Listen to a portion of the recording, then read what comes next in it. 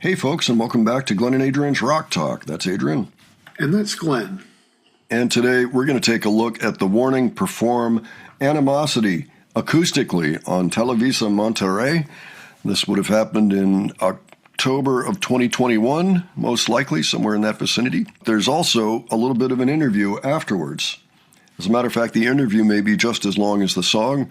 So the original video did not have subtitles, but I went ahead and uploaded it and made sure that subtitles were on, so we should be able to look at it and understand what they're talking about. Okay. Adrian, do you have any thoughts ahead before we look at this? I'm just looking forward to hearing Animosity played acoustically. This is going to be interesting. We've seen a lot of songs acoustically, right? Yeah. Like in recent times.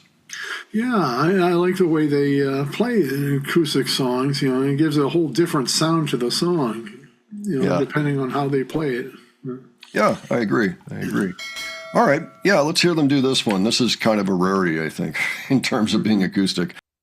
Ya estamos de regreso. Oiga, hace como 7, 8 años, un trío de talentosas hermanitas estaban como así más o menos. Alejandra, Paulina y Daniela sorprendieron a nivel internacional interpretando temas de Metallica, AC/DC y otros más. Hoy son todas unas señoritas bellísimas, por supuesto, muy talentosas y están con nosotros en Monterrey al Día. Adelante. I've already collapsed, so I'll just drown my sorrows in a non-existent world. I don't know what is worse, the utter waste of time or the eroding of my mind.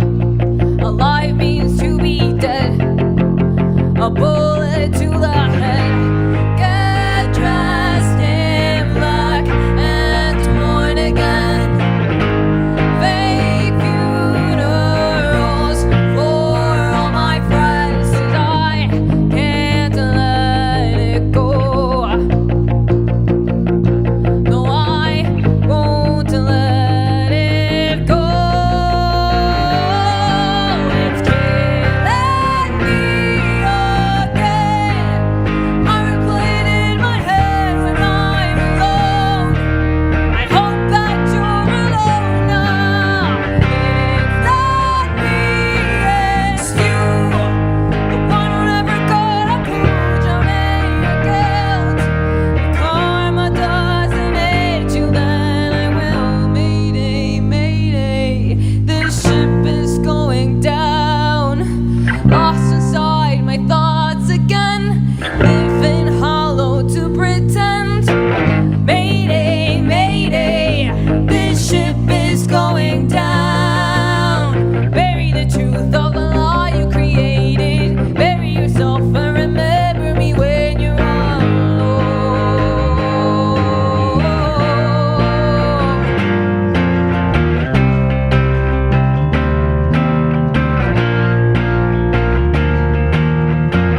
Mayday, mayday, this ship is going down.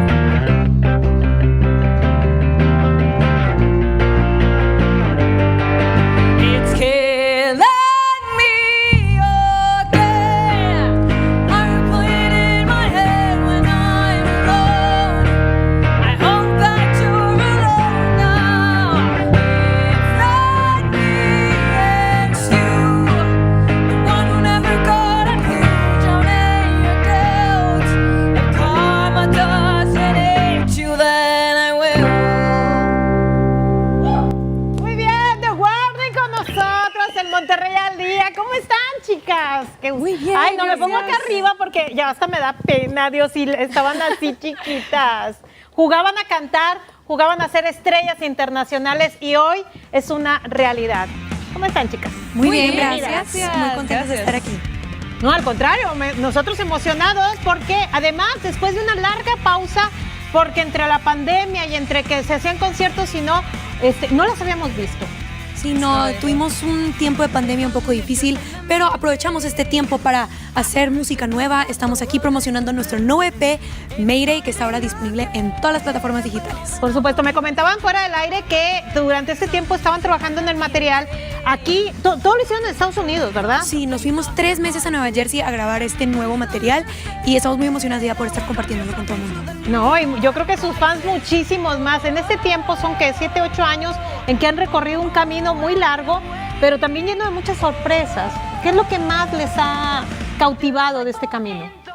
Yo creo que honestamente conectar con toda la gente que escucha nuestra música y cómo todo el mundo puede interpretar una canción de diferente manera es algo que nos encanta ver y algo que nos encanta hacer para la gente. Ya extrañamos mucho estar en los escenarios y conectar con todos en persona, pero pronto se volverá a dar. Ahora, en los inicios de su carrera, pues llamaron mucho la atención, lo mencionaba ahorita, por estos covers que realizaban de las grandes bandas, y hoy son parte del disco de una de las más importantes bandas del rock. Bueno, estamos muy contentos de poder estar participando en el Blacklist Album, que es el 30 aniversario de The Black Album de Metallica. Fuimos invitadas de parte de Metallica a participar en este álbum. Hicimos una colaboración con Alessia Cara. Fue una experiencia increíble. Estamos muy orgullosas de que esta versión ya está fuera. ¿Va a haber oportunidad de cantar con ellos o de tocar con ellos? Ojalá. Bueno, sí. Por supuesto. ¿Qué viene más adelante? Tiene una presentación pendiente, ¿verdad? Es correcto, de hecho vamos a estar el 14 de noviembre en un festival en Florida que se llama Welcome to Rockville, donde Metallica son los headliners de ese día. Sí, vamos a tocar el mismo día, no sé si los vamos a poder saludar. No, estoy segura que de pronto les van a decir, a ver, súbanse, a ver si es cierto que... Ojalá. ¿Cuál es la meta para ustedes en este momento?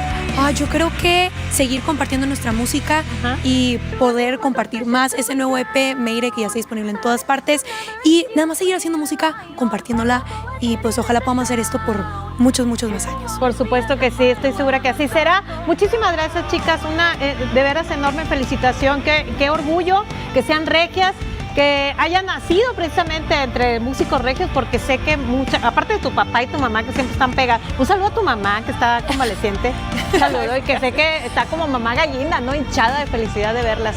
Enhorabuena por este camino que van cosechando en este momento, y esperemos verlas pronto en concierto en Monterrey, ¿no? Definitivamente ya queremos estar tocando nuestra ciudad nuevamente, ojalá y sea de pronto. Y muchas gracias por todo el apoyo. Espero que así sea, claro que sí. Muchísimas gracias. Ella no habla. Sí, no, le da es la más calladita. Es la más calladita de todas, pero así ha de ser. No es cierto. Vamos a ir del otro lado del estudio. Ya sé hambre. Julio, ¿qué nos tiene? Ella no habla. No habla. Like, yes, Ali doesn't talk during interviews. Yes, we know. It's a thing. That's funny. Yeah. She got called out. That was great. The song's been edited. Imagine the song being played acoustically, but it totally works like this. Yeah, with all of these acoustic versions, they've always been shorter than their original sizes. You know, they've always taken out pieces like where there were solos or big drum fills, things that did not seem essential to getting the song across. It was interesting to see what they actually ended up doing. I thought it worked pretty well. They made some strategic decisions, and I think it paid off. Yeah, it just sounds very mellow and chill this way compared to the original. Yeah. If karma doesn't get you, I will. You know, kind of a thing, though. I mean, the words are like, again, kind of similar in a way to Narcisista. Yeah, it's just the sound of it was mellow and chill. Not the words, but the sound of the song. It came across solid. I think it was still menacing, But yeah, it was more maybe for later night or something, or a coffee house version or something. But there were no blasting drums going on. Yeah, so they talked in the interview then about the Blacklist album, participating in that with Metallica, also playing a festival where Metallica was going to be headlining on the same day, Rockfield, I think that's Florida, right? It was in Florida somewhere. Yeah, so so this is, of course, at a time when they really haven't been doing any live gigs, for the past 18 months or something, 19 months at this point. So they're just dying to get back out there and perform. So that's understandable. They talked about recording the album Error, or, Mayday at this point, because right when they were doing this was the Mayday promotional time for them. I mean, the Mayday EP had just come out. Seems to be when we get all these amazing clips is right around the time something's dropping, and so that's good. They didn't like being sidelined, but that was basically over with. They were coming out And they had the most busy year of all time in 2022, right after this. But we still love whenever they do any song acoustically. And they've carried that on. They did that for the Keep Me Fed songs as well. And we'll just have to see what happens when they're done with the current batch of songs. See if we get any acoustic goodies or anything else. I noticed that Pau was singing the low parts in the song. Ali didn't even have a mic. Yeah, maybe for this one she doesn't really do a lot of singing. That is unusual, though. Usually they all have parts in the songs. Yeah. But this particular song, that may not be the case. Off the top of my head, I don't remember a lot of three-part vocals going on in this one. It was a little bit more pared down compared to most of the songs that they sing. Pau's always great backing up Danny.